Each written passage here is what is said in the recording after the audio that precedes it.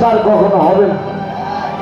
লক্ষ টাকা ব্যয় করতে পারেনি, এখন যে একটা প্রেম ভাব, এ ভাবটা আর পাওয়া যাবে না। তাই ভাব অনুযায়ী আমি গানটি রাখি। বিচ্ছেদ বহুত শুনতে পারবেন, আমারই 10,000 গান এগুলো আছে। সত্য